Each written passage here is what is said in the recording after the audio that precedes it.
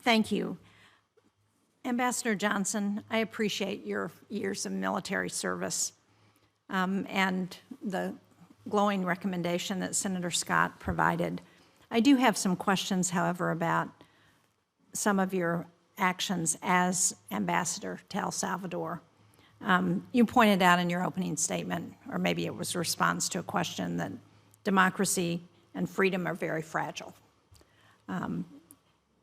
Amnesty International, among others, has reported on the use of the NSO group's Pegasus spyware on journalists and members of civil society organizations in El Salvador on a massive scale.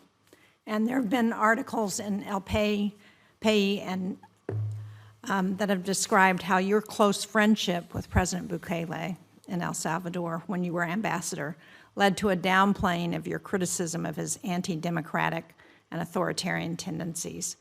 Were you ever made aware that President Bukele was using surveillance on civil society actors or on U.S. government employees while you were ambassador? Thank you, Senator. I was not aware that they had employed Pegasus against anyone in El Salvador. I don't doubt that it could have happened, but I was not aware of it. I was constantly emphasizing to everyone that I spoke with from President Bukele throughout his government that there must be no surveillance on anyone that works for the embassy, that we all have a responsibility to meet with opposition members, to meet with private society, to meet with business, and that doesn't imply that we support any one side more than we do the other, but it's a requirement that we have, and it's a requirement that I've taken very seriously. There were also reports that one of the embassy employees who was investigating some of these undemocratic activities of the president was fired summarily for that. Were you aware of that? Were you involved in any decision to fire anyone who was investigating President Bukele's authoritarian activities? Thank you, Senator, and we discussed that with your staff yesterday, and I appreciated their time. I know you're busy. I was aware that we had an incident that involved a contractor, not an employee, but a contractor who had been in country for a long time. I was a little surprised when I heard that he had had an unauthorized meeting with a member of the press.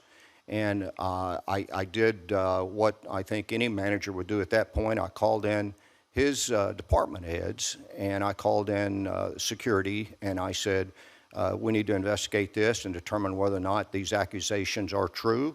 And if they are true, I think we need to determine what kind of information might have been passed.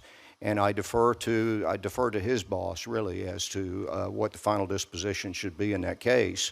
But I know one of the first questions that I've always received on any security clearance interview is, have you conducted any unauthorized meetings with the media or the press? And apparently this individual had.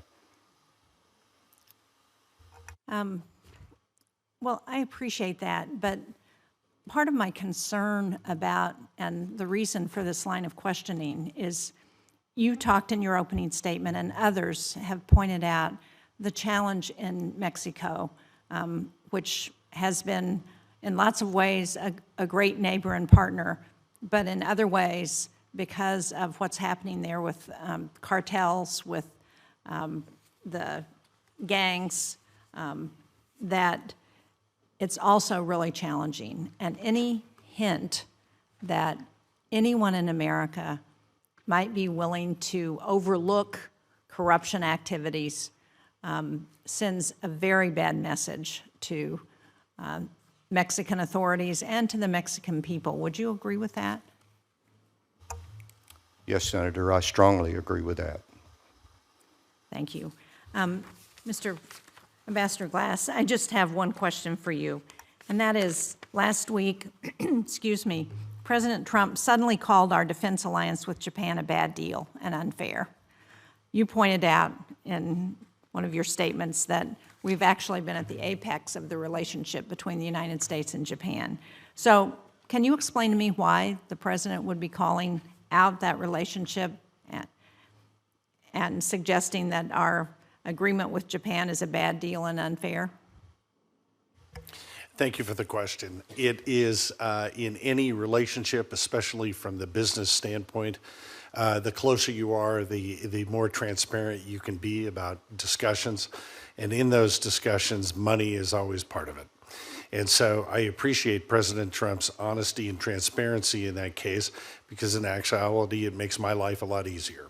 We know that we would like the Japanese to focus on increasing their spend on military.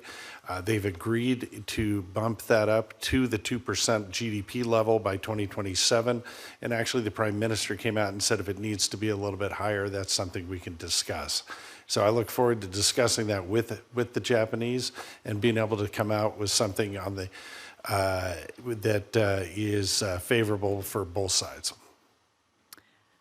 Good, and I think it's fair to say that in your opening statement, you pointed out the importance of our alliance with Japan and the importance of that defense relationship as well. Yep, absolutely. Thank you, Mr. Chairman.